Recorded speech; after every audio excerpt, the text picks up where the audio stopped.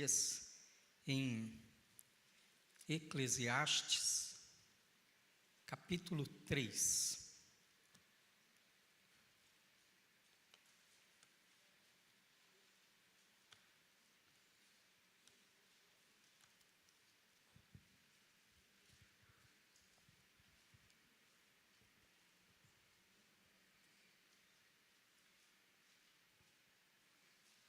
Quem achou, diga amém.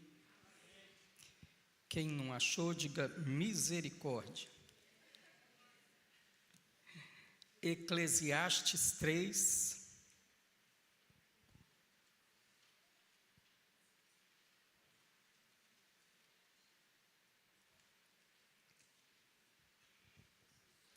Vamos ler do versículo 1 ao 15.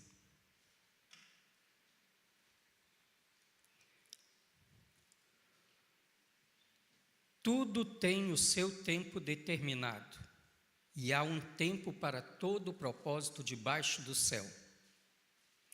Há tempo de nascer e tempo de morrer, tempo de plantar, tempo de arrancar o que se plantou, tempo de matar e tempo de curar, tempo de derrubar e tempo de edificar, tempo de chorar e tempo de rir, tempo de prantear e tempo de dançar, tempo de espalhar pedras e tempo de ajuntar pedras, tempo de abraçar, tempo de afastar-se de abraçar, tempo de buscar, tempo de perder, tempo de guardar e tempo de lançar fora, tempo de rasgar e tempo de coser, tempo de estar calado e tempo de falar, tempo de amar e tempo de odiar, tempo de guerra e tempo de paz.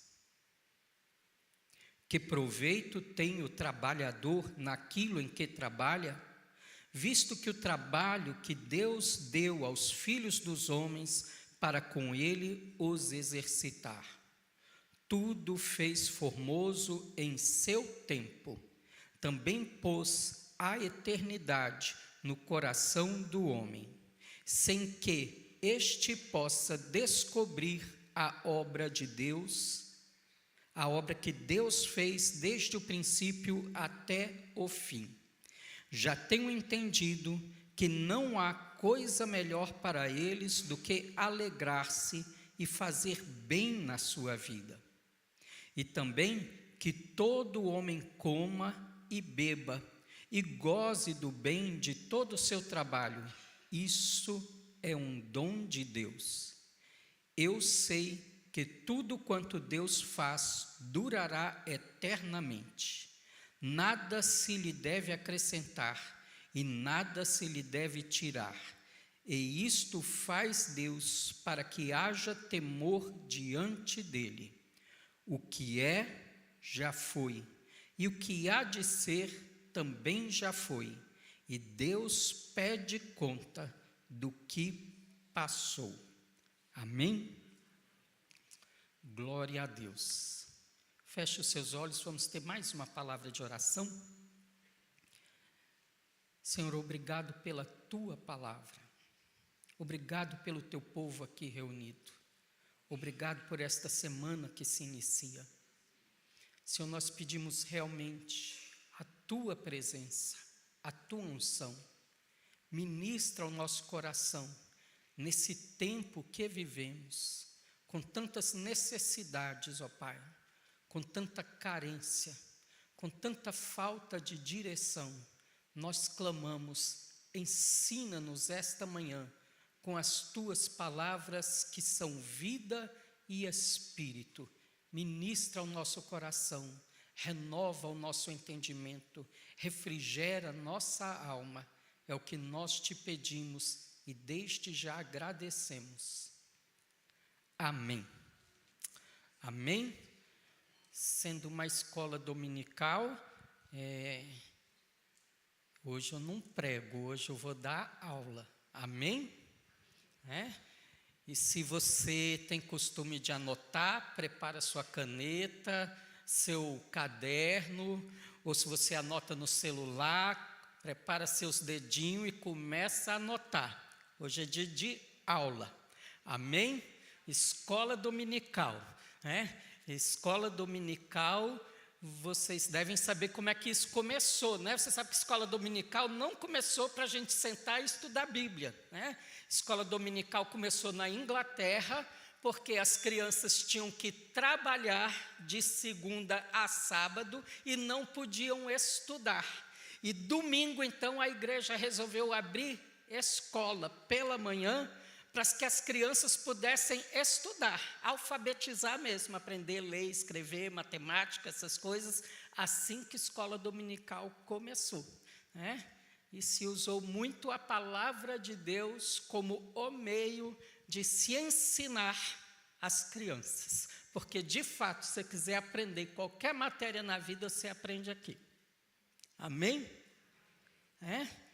E nosso tema nesse texto, creio que é o texto mais conhecido de Efésios, é: o tempo muda, mas o reino permanece. Amém? Eu estou usando isso certo, gente? É só apertar aqui? Eu vou desmontar. Liguei. Olha, como é bom ouvir a voz da experiência. Tem pilha, ele está funcionando aqui. Isso aí, me socorre. Deus te abençoe. Aí, ó, pronto. É uma falta de senso de direção. Ok, né? Então, irmãos, né? Primeira coisa que eu vou colocar para nós é: por que ler Eclesiastes nos dias de hoje? Talvez alguém pense assim: estamos lendo porque faz parte da leitura do Antigo Testamento. Está lá, estou lendo esse livro, né? Escuto às vezes de algum assim: estou entendendo nada, mas tem que ler, vamos ler, né? Eclesiastes é um dos nossos livros sapienciais, são um escrito de sabedoria, e junto com ele nós temos o que nós acabamos de ler, que é Jó, e leremos no fim do ano Provérbios, ok? São os 3 livros que têm a intenção de transmitir sabedoria para o povo de Deus. Estão falando sobre como viver aqui nessa terra. E Eclesiastes, queridos, ele começa no primeiro capítulo com esta afirmação, né? Depois de apresentar o autor, que entendemos ser Salomão, o filho de Davi que reinou sobre Jerusalém, ele vai então fazer a sua tese desse livro. O que é a ideia que ele vai defender? Vaidade de vaidades. Tudo é vaidade. Debaixo desse sol, debaixo desse céu, tudo é vaidade. É isso que ele quer nos ensinar. Irmãos, nós precisamos, como nunca, entender isso. Nós vivemos em um mundo que está entre o desespero e a idolatria. Eu acho que, né, na minha curta vida, ainda dos meus 50 e poucos anos, esse é um período que eu nunca ouvi falar tanto a palavra depressão. Agora cedinho, ouvindo uma professora numa sala de 30 crianças, ela disse assim, estamos falando de criança, ela disse assim: na minha sala eu tenho pelo menos 10 crianças com laudo.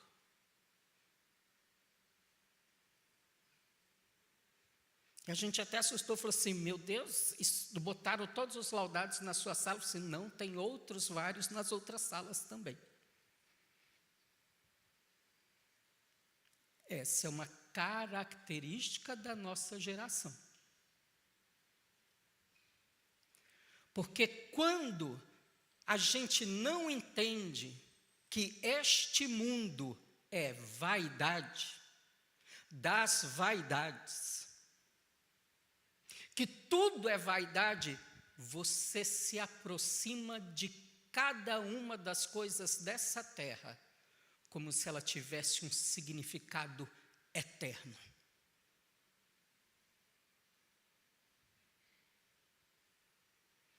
E na hora que você se agarra a um sonho, ou a uma realidade, e ela não te satisfaz plenamente, ou ela passa, ou você espera por algo que não acontece, e todo o seu valor, o seu significado estava ali, só existe uma coisa que você vai experimentar, se chama desespero. Nós vivemos em uma geração desesperada por esperar um resultado eterno em coisas temporais. Às vezes eu escuto pais da minha geração dizerem: o problema das crianças de hoje é que elas não sabem mais se frustrar. Eu diria que o problema é maior do que não saber se frustrar. O problema é que as crianças de hoje estão aprendendo a pôr toda a sua esperança naquilo que não satisfaz de fato o homem, nas coisas que são temporais. A idolatria, irmãos, é outra grande característica do nosso tempo. E eu não estou falando simplesmente da idolatria de imagens.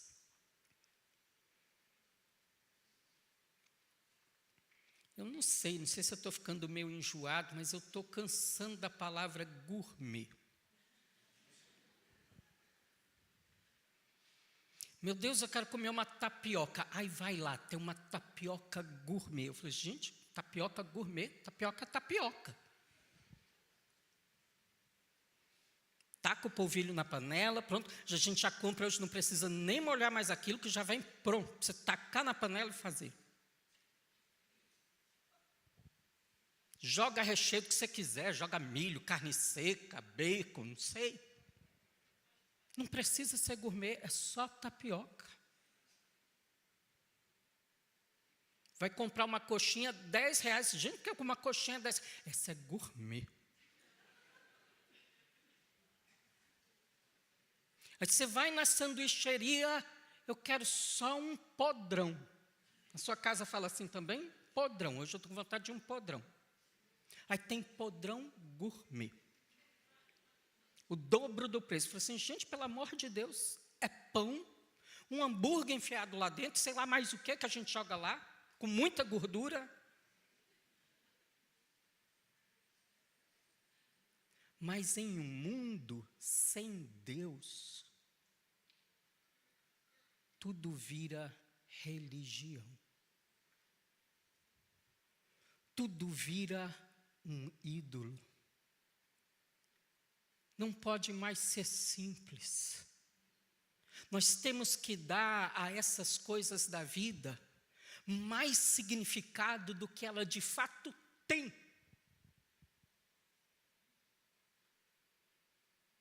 Porque elas agora foram feitas para preencher outros vazios.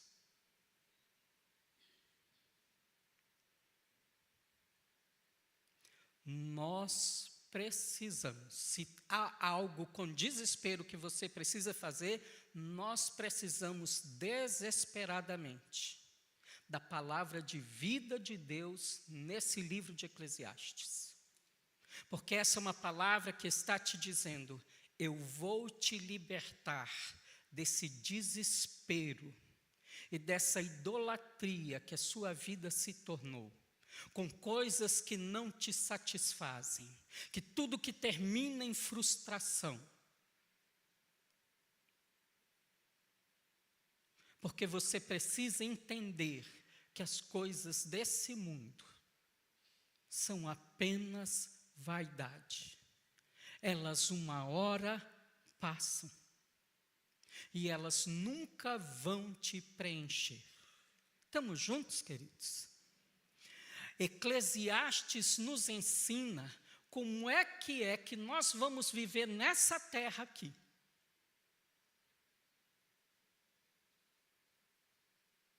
Sem perdermos o alvo da eternidade.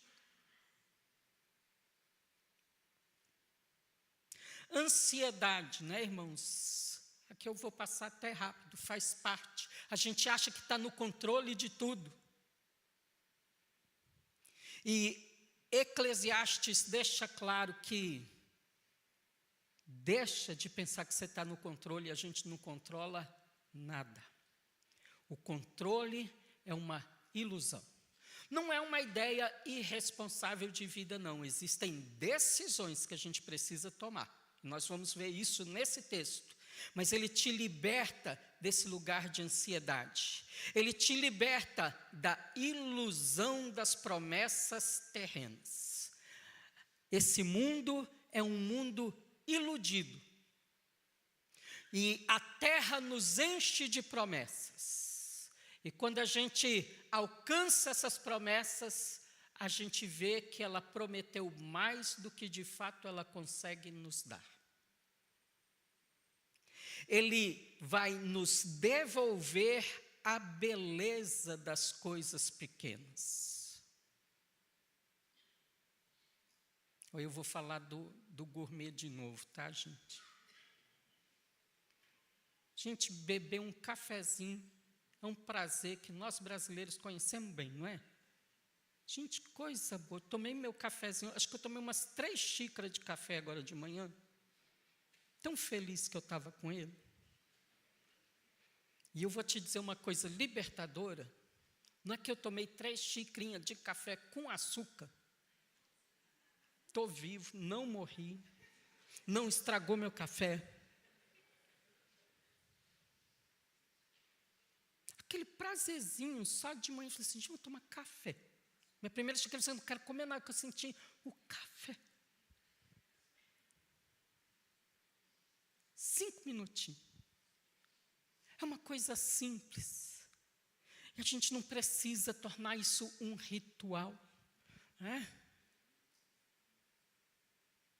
E eu pego o moedor agora, né? Não tem que ter a gramatura tal, balancinha, porque se passar das 17 gramas por xícara, você errou, acabou o café, estragou. O bule não joga mais água assim não, porque é um bule que dá uma curva assim, desse tamanho, dessa finurinha. Eu falei, meu Deus, o que é esse canudinho? Não, mas aqui derrama a quantidade certinha, gota a gota, porque lá na 10ª gota, ele já umedeceu todo o pó. Pó não, porque tem uma gramatura certa, se virar pó, você estragou o café. Sim, nossa, vamos fazer faculdade em café agora. Eclesiastes vai te libertar disso. Você vai voltar ao prazer das coisas simples. Fazer o café em 5 minutos, gente. É bom demais. E beber. Pronto. Liberta da neurose do amanhã. Nós somos uma geração neurótica. Tem gente que já sentou aqui hoje, já preocupada. E amanhã é segunda-feira, eu tenho que pagar isso, eu tenho que fazer aquilo. Para, irmão. Vive o hoje. Nós estamos aqui na casa de Deus. Vive o agora. Ele vai explicar a nossa fome do infinito. Nós temos essa fome do infinito. E Eclesiastes vai definir claramente o que é essa fome que você tem. E ele vai nos dar sobriedade e paz para vivermos os nossos dias. Ah, meu Deus, eu estou aqui parado e ali o meu está, né? Olha aí, gente. Leram, anotaram, né?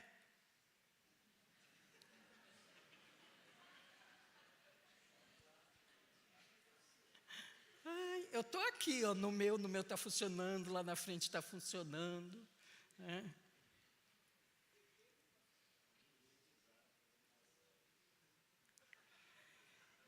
Hã?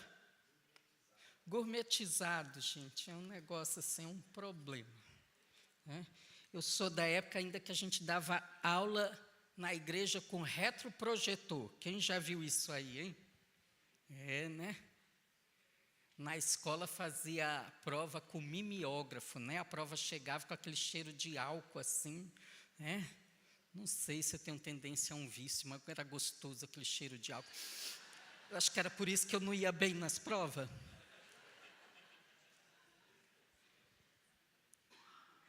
Irmãos, então vamos entrar aqui no capítulo 3, né? E se a gente fosse ficar só nesse versículo 1, irmãos, a gente já tinha assunto assim, para muito tempo de conversa, amém? Mas nós chegamos aqui no capítulo 3, aonde ele de fato vai nos dizer o que é essa tirania do tempo, né? Há tempo para tudo, tudo tem seu tempo determinado e há tempo para todo propósito debaixo do céu, amém? Apesar de para a gente estar aqui tempo, no texto original não é a mesma palavra, né? Nós aqui no nosso português, muito bonito, a nossa palavra tempo serve para o que várias palavras vão servir no grego, no hebraico, ok? Para nós, você fala de tempo, você está falando de horário. Para nós falamos de tempo, estamos falando do momento. Nós falamos até de tempo, para dizer o tempo está quente, né? Crente não, né? Esse tempo é um tempo crente agora, né? Mas eu não sei, eu penso nas palavras. Quando você fala temporal, olha o temporal, vem de tempo. Olha a tempestade, vem de tempo. E sabe qual é a beleza dessas palavras? É que elas já estão te dizendo no temporal e na tempestade assim, vai passar. É uma perturbação no tempo, mas vai passar, né? É tão bom isso, não é? E a primeira palavra que nós temos aqui é essa palavra Zemã, no hebraico. Inclusive é uma discussão muito grande, porque essa palavra é considerada tardia, e eles acham que no período de Salomão não se usaria essa palavra. Mas a gente entende que Salomão expandiu Israel e ele teve conexões com a sabedoria de outras regiões, e que ele já trouxe essa palavra. E essa palavra, ela está conectada à tradução grega de Cronos. Vamos dizer juntos? Diga aí, Cronos. Cronos é de onde vem cronologia. É a ideia do tempo marcado, determinado. Cronos foi um personagem dos deuses, dos titãs gregos, né? A primeira geração dos titãs. Não sei se você gosta de mitologia, eu vou me deter a falar só um pedacinho dessa história, que ela é horrorosa, não dá para falar ela toda aqui não. Mas Cronos é representado como alguém que mostra ele um homem já velho, segurando os seus filhos e os devorando. Apesar de toda a história horrível que gerou isso, a ideia, irmãos, é que tudo aquilo que o tempo gera, ele devora. Eu, nos meus 54 anos, estou me sentindo já bem devoradinho pelo tempo. E olha que eu sou pequenininho, né, irmãos? O maior susto que eu levei é quando me disseram que nessa idade eu estaria menor do que eu tinha, né, aos meus 18 anos. Né? Faz tempo que eu não peço uma fita métrica para ver qual é a minha estatura atual. Eu falei, não quer saber, mas vou ficar com a minha de 18 anos, tá bom. Mas o tempo nos devora, não é isso? Tudo que tem um começo, tem um fim. E tudo tem a sua devida estação. E faz parte da sabedoria você conhecer as estações. O nosso horário, eu tenho um horário para cumprir aqui. Senão ninguém almoça, não é? Então a gente tem que respeitar esse cronos, essa estação, esse tempo determinado. Segunda palavra que vai aparecer aí, quando ele vai dizer que há tempo para todo o propósito, essa segunda palavra, ela no hebraico é uma palavra que tem essa pronúncia et, e ela corresponde ao que é mais próximo da nossa linguagem com o grego kairos. Vamos dizer? Vocês disseram fraquinho, de novo? Isso, né? Lá perto da minha casa, eu não posso esquecer desse nome, tem um supermercado chamado Kairos. Por quê? Não sei. Né? Mas Kairos fala do momento oportuno. Você já deve ter ouvido uma palavra assim. Agarra a oportunidade. A oportunidade tem cabelo na frente, mas ela é careca atrás. Já ouviu isso? Isso não é invenção nossa, não. Isso é invenção dos gregos, porque o kairos também é personificado para os gregos, também é um ser para os gregos. E a imagem do kairos é um ser que tem uma mecha de cabelo aqui na frente e ele é caraquinha atrás. Acho que algumas pessoas iam querer esse penteado aí, né? E a ideia é, se você não agarrar quando ele estiver chegando, depois que passou, você não agarra mais. Então ele está dizendo, olha, existe um tempo determinado e há uma oportunidade certa, um momento certo para todo o propósito debaixo da terra. Amém? Então a gente com isso tem que aprender o quê? Deus dá sentido aos momentos de cada etapa da vida. Falta de sabedoria, viver fora do tempo.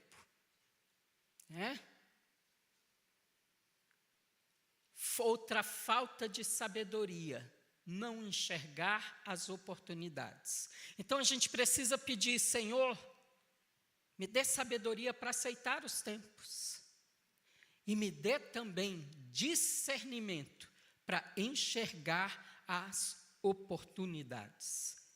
E, irmãos, nós temos uma terceira palavra muito forte nesse primeiro versículo, que é esta palavra propósito. Vamos dizer juntos?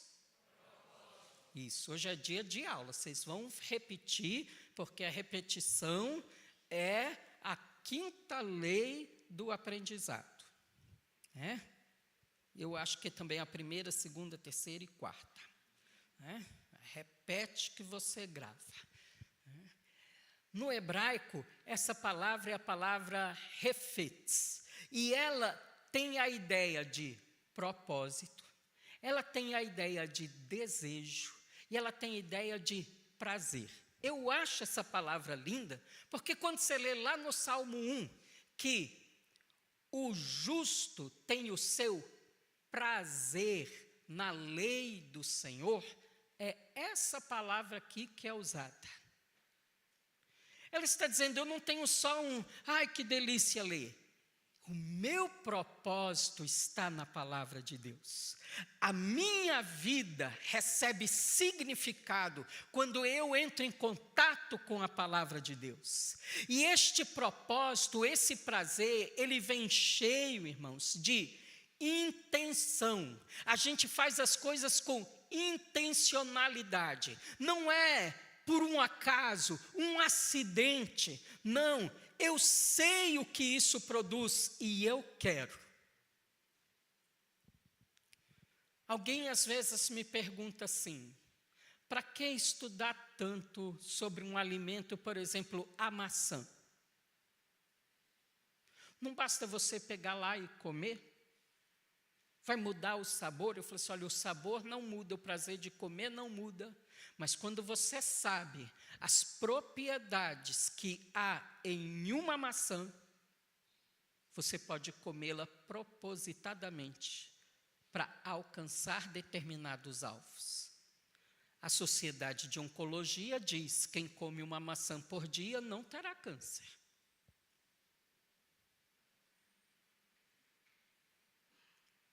Você sabia que mais de 90% dos cânceres, 85% dos cânceres são circunstanciais, não tem nada a ver com genética, tem a ver com estilo de vida? E se a gente sabe que tem um problema, que 85% dele é por causa de estilo de vida, vale ou não vale a pena você mudar o estilo de vida?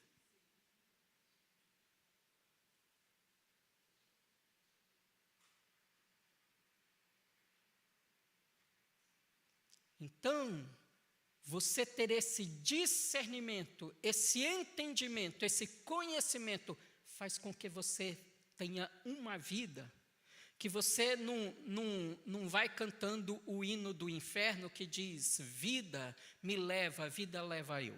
A vida não leva ninguém não, a vida vai levar sim, vai para o inferno. Crente tem alvo.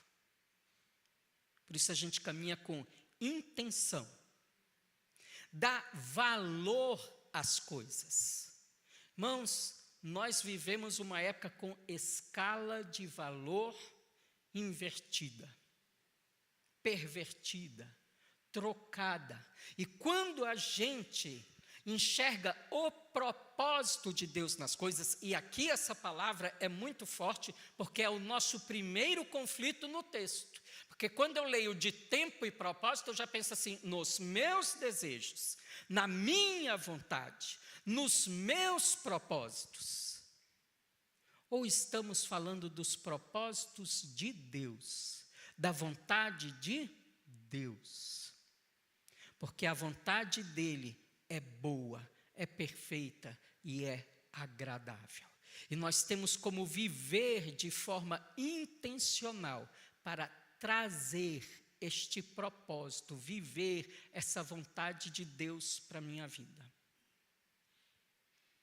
Irmãos, eu não escuto música do mundo. Não é por uma ideia de que música do mundo é pecado. Algumas são sim. Ontem, depois do louvorzão, eu queria que ele durasse mais 3 horas, porque eu tentei dormir, mas tinha uma festa lá perto de casa, que misericórdia. Já estava assim: vamos fazer um louvorzão aqui em casa mesmo, porque, meu Deus, vamos guerrear.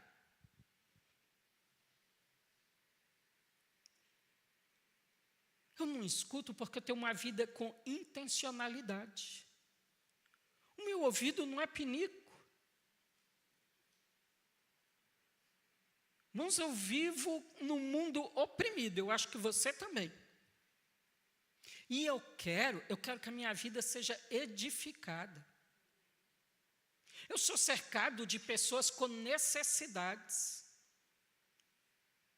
E eu quero estar cheio do Espírito para ter o que oferecer.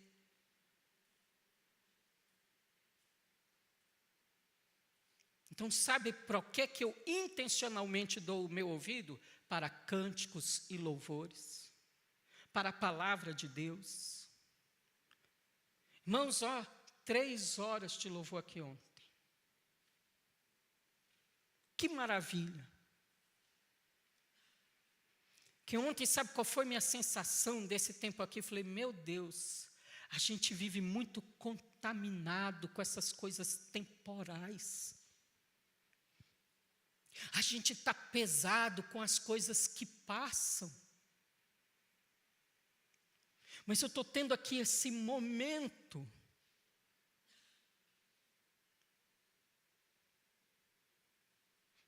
3 horas não é muita coisa não, irmãos, é um momentinho do dia. Um pouquinho mais que 10%. Para me lembrar que eu tenho que priorizar as coisas eternas. Porque é isso que de fato vale.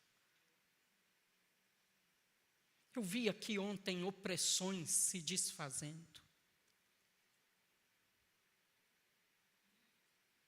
Por causa da presença de Deus eterna, enchendo e preenchendo.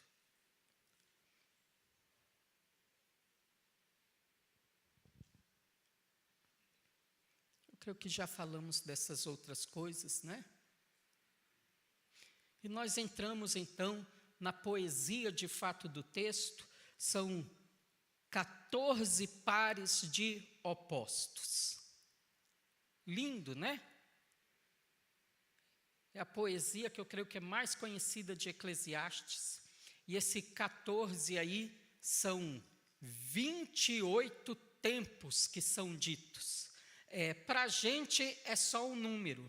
Mas, biblicamente dizendo, irmãos, isso tudo é múltiplo de 7. E os números na Bíblia, em especial múltiplos de 7, não são por um acaso. 28 é 7 vezes 4. Não estou dizendo, na Bíblia a gente aprende tudo. Até multiplicar, você vai aprender.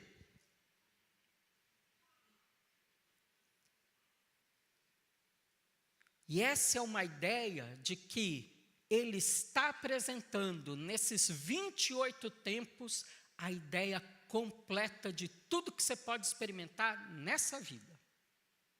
Todas as estações. E ele começa com há tempo de nascer, há tempo de morrer. Em qual dos dois tempos você está? Nenhum nem no outro, né? Porque você já nasceu.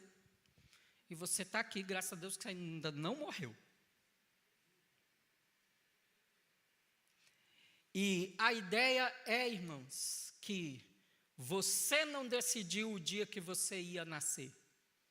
E você também não decide o dia que você vai morrer. São decisões exclusivas de Deus. Ele determina os ciclos e ele está dizendo, essa é a moldura na qual eu vou apresentar tudo que você passa, dentre esse tempo em que você nasceu e que você vai morrer. Mas a primeira consciência que você precisa ter é essa, você nasceu. E você vai morrer, e você precisa enxergar a sua vida nessa finitude debaixo dessa terra.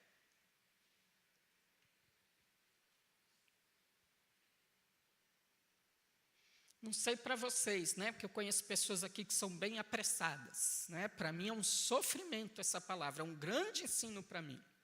Porque eu sou lento para fazer as coisas. Irmãos, que sofrimento é para mim, às vezes, quando eu tenho que acelerar o passo. Olha, se tem uma coisa que eu sei que Deus está me movendo, é quando eu faço as coisas apressadamente. Senhor, Deus está nesse negócio, porque eu não estou no meu ritmo normal. Gente, no dia do terremoto, no Nepal, a gente chamou o táxi para ir no zoológico. Eu estou lá sentadinho, me deu uma agonia. Vamos lá fora, a gente vai esperar o táxi lá fora. Eu, com agonia.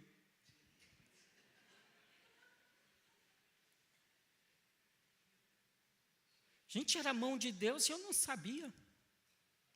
Porque a gente estava tudo lá na porta, quando começou. Falei assim, olha, a agonia é de Deus.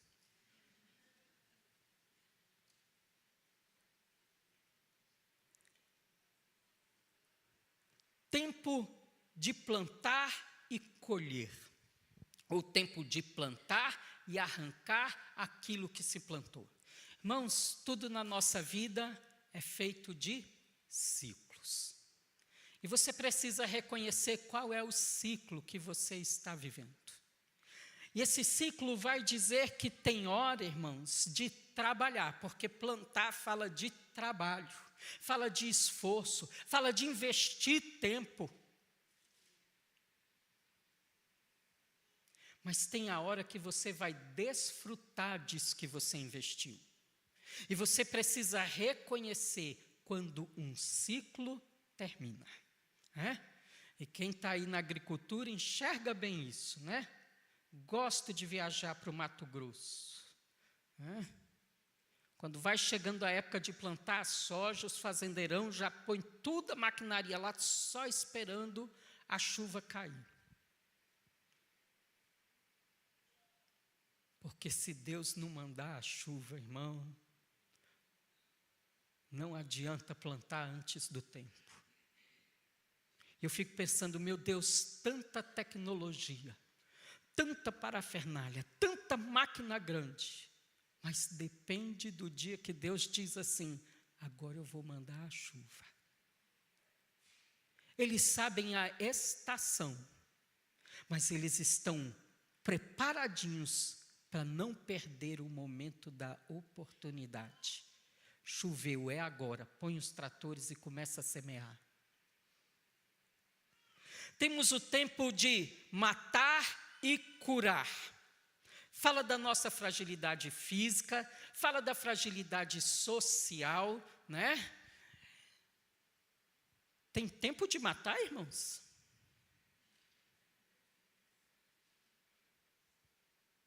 Não pense em ninguém não, viu? Porque tem gente que já pensa assim, podia já, né?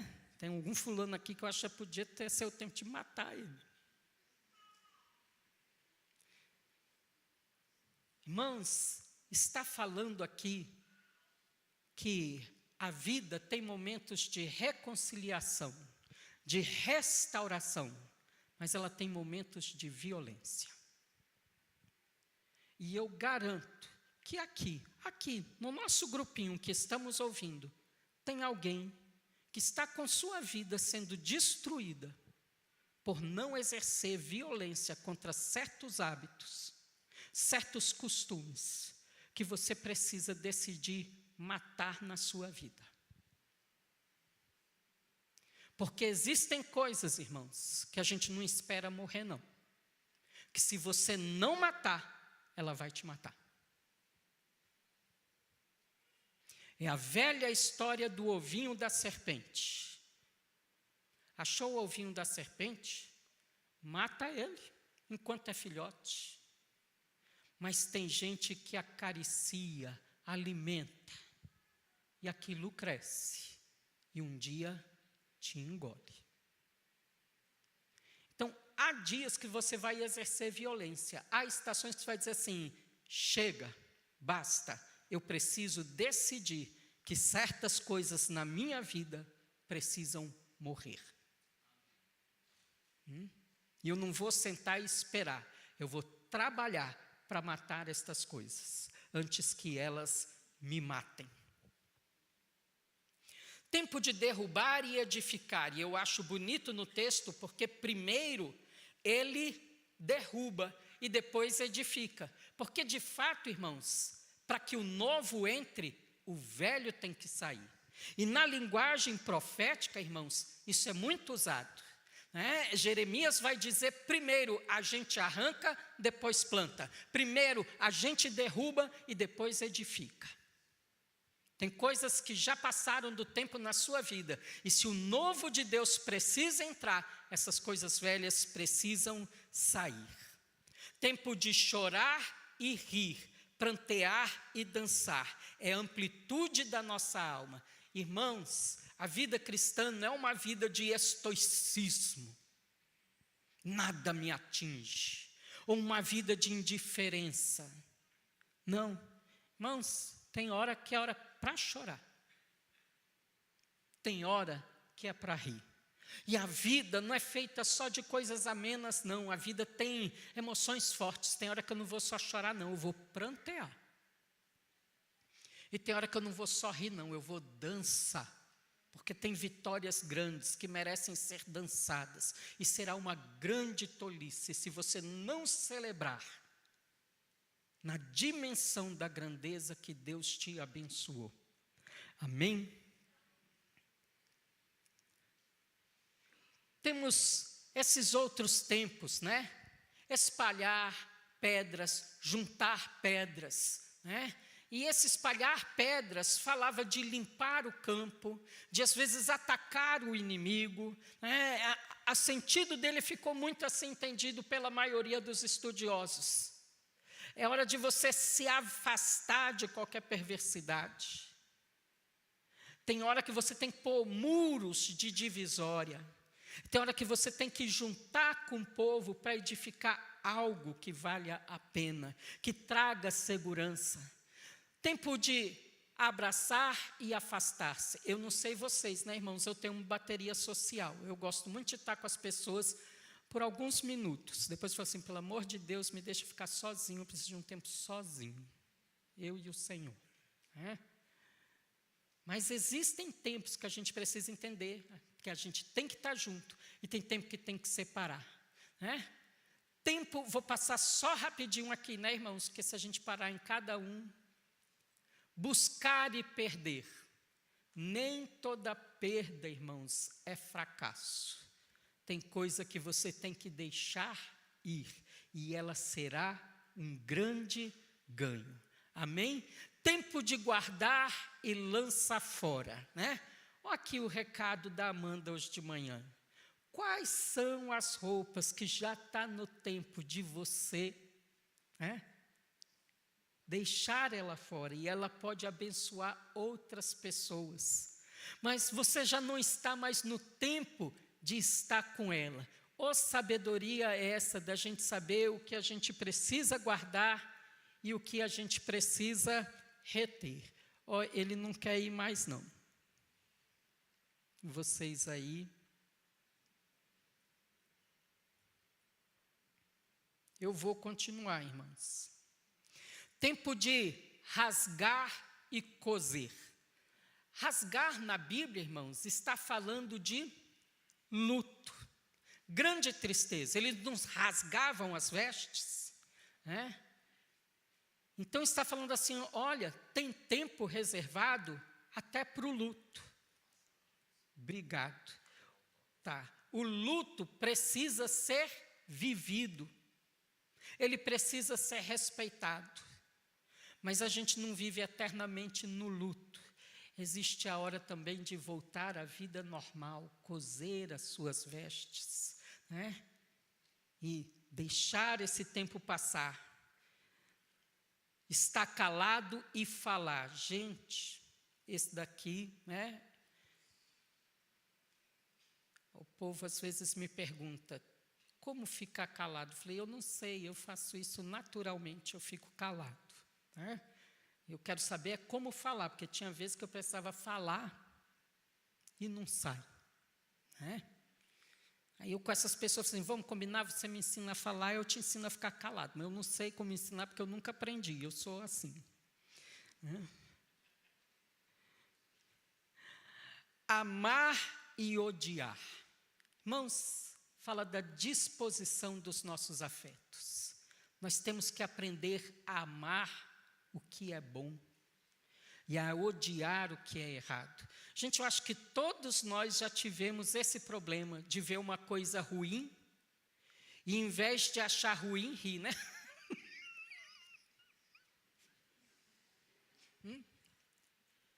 E dá uma vergonha, né? Porque assim, meu Deus, eu não devia estar rindo.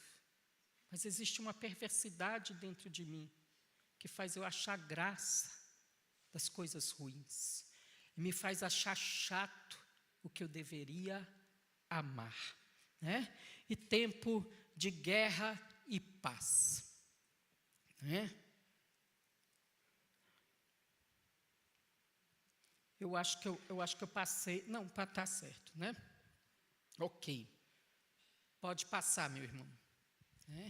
Olha aqui, irmãos, dos versos 9 a 11, então, ele vai nos dizer que proveito tem o trabalhador naquilo que trabalha. Tenho visto o trabalho que Deus deu aos filhos dos homens para com ele os exercitar. Tudo é formoso em seu tempo.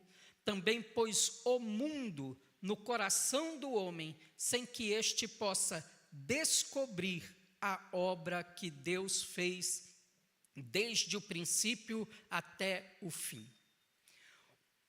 Os puritanos chamam esse texto de a escola da provisão de Deus. Irmãos, nós temos fardos para resolver todos os dias. E nós temos oscilações, né? Não sei, ontem lá em casa passaram muitas estações. Passou o momento de riso, passou o momento de choro, passou o momento de raiva. Não sei como é que está a vida de vocês. Ontem eu vivi tudo isso. Falei assim, nossas estações aqui estão passando rápido, né? E graças a Deus terminou com muito louvor. Mas é um período para a gente exercitar. Deus está nos exercitando em quê? Na humilhação. Se você fez a leitura de hoje do Salmo 131, falando sobre um coração humilde, irmãos, da gente perceber que não controla todas as coisas, da gente perceber que a gente não consegue planejar todas as coisas, que nós somos finitos, e essa limitação, essa finitude, é o remédio de Deus contra o nosso orgulho. Você entender, as estações passam, coisas acontecem que a gente não espera, e eu preciso ter um coração humilde e depender do Senhor. E a nossa recomendação aqui, né, é: pare de buscar descanso definitivo nesse mundo.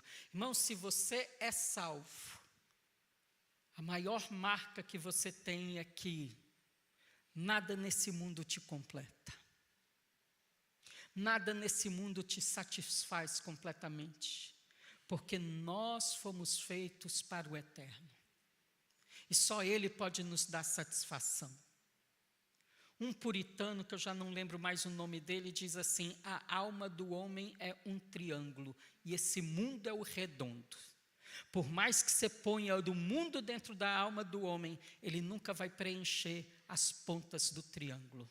Só Deus Pai, Deus Filho e Deus Espírito pode nos preencher completamente. Isso vai te libertar de você tentar construir o paraíso nessa terra com a sua própria força. O paraíso não é aqui. Vamos dizer juntos? Diga aí: o paraíso não é aqui. Olha aí para a pessoa do seu lado e diga para ela: o paraíso.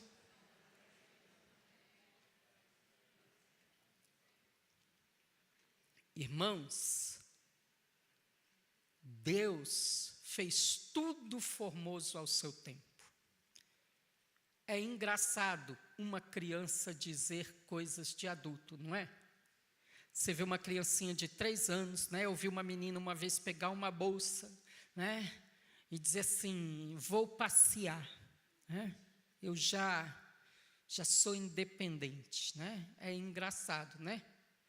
Mas um adulto com comportamento de criança é triste, não é?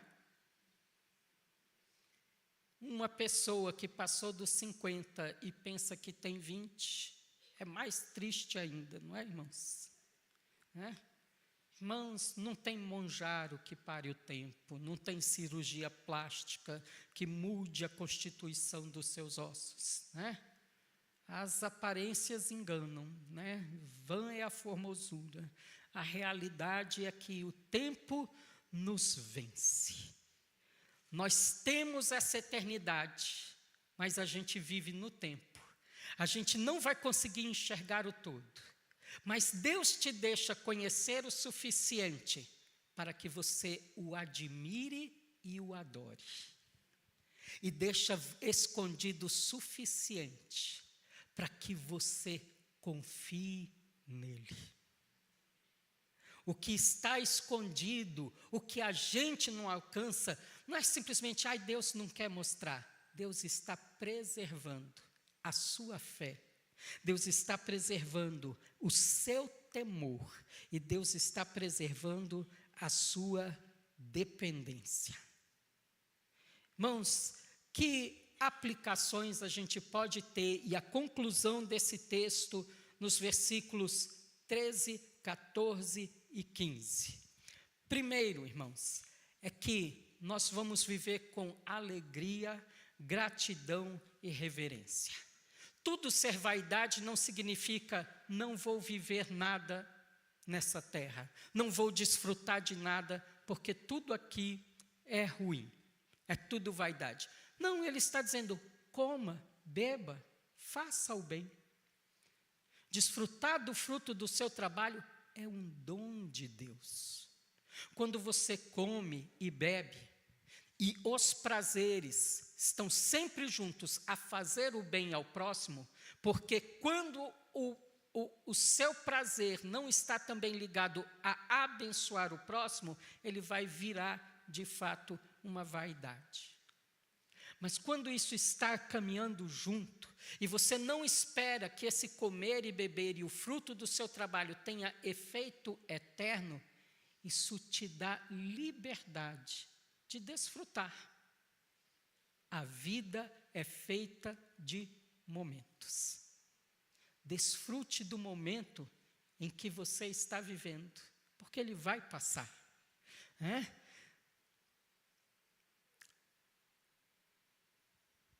Quando a gente vive assim, irmãos, a bênção deixa de ser um ídolo e a gente pode apreciar das coisas com simplicidade e descansar no dom que Deus nos deu para desfrutar. Amém? Segundo ponto é a perfeição dos decretos de Deus. Olha como ele diz aqui no versículo 15. Tudo que Deus faz é eterno. Não tem o que se aumentar, não tem o que se tirar. Irmãos, Jesus lá na cruz disse assim, está consumado. A gente não tem o que aumentar, nem o que tirar do plano de Deus. O seu propósito está completo, está cumprido na cruz, em Cristo Jesus. Aqui nós vemos a sombra. Eu gostaria de ser preenchido na minha eternidade. Você é preenchido em Cristo Jesus, que veio ao mundo na plenitude dos tempos.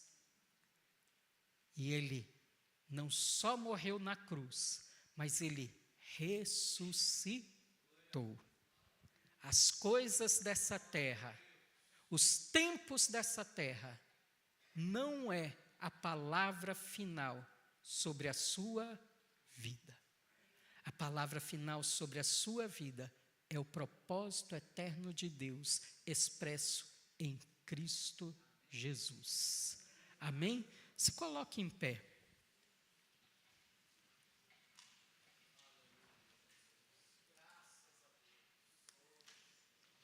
A suma dele é: teme o Senhor,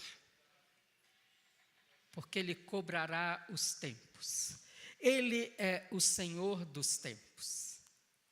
Eu gostei muito desta frase que diz assim: Deus guarda o seu passado, governa o seu presente e já garantiu o seu futuro. Pare de tentar controlar o mundo. Aprenda a adorar aquele que o governa. Amém? Eu espero que Eclesiastes mude a sua forma de caminhar nessa terra, a sua forma de viver. Feche os seus olhos. Vamos orar.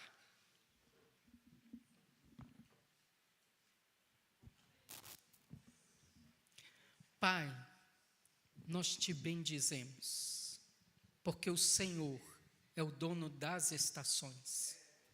Nós te bendizemos, porque esse mundo não está largado. O Senhor administra os tempos. Nós te bendizemos, porque em cada oportunidade da vida, a cada estação, seja no dia do riso, seja no dia do choro, seja no dia, Senhor, do pranto, seja no dia de dançar, nós queremos desfrutar de cada momento no Senhor. Aprender a passar a cada estação da vida ao lado daquele que é eterno e imutável. Tudo passa, mas as tuas palavras permanecem para sempre. Tu és o mesmo, ontem, hoje, eternamente, e os nossos olhos estão em Ti. Liberta-nos, Senhor, de procurar sentido nas coisas dessa terra, mas entendermos, Senhor, que a razão do nosso viver está em Ti. Vale a pena viver para Ti, viver para aquilo que é eterno, mas ensina-nos a, olhando para Ti, desfrutarmos daquilo que o Senhor deseja nos ensinar a cada estação. A viver cada momento que o Senhor nos concedeu com alegria, com a confiança, porque tudo nessa terra vai passar, mas estaremos contigo eternamente. Amém.